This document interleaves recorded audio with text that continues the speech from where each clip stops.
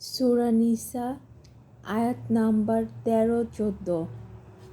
বিসমিল্লাহির রহমানির রহিম। তিলকা হুদুদুল্লাহি ওয়া মাইয়ুতিল্লাহা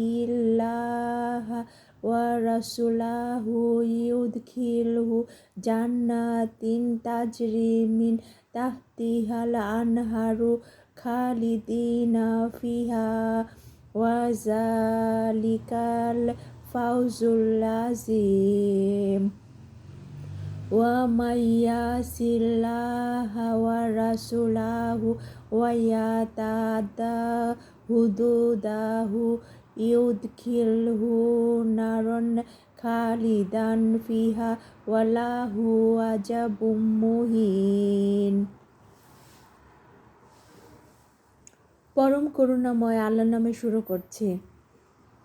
এসব আল্লাহ নির্ধারিত সীমা, এবং যে আল্লাহ ও রাসূলের অনুগত হয়ে চলবে, আল্লাহ তাকে জান্নাত দান করবেন, যার নিচে নদী প্রবাহিত, সেখানে তারা চিরকাল থাকবে, এবং এ মহা সাফল্য।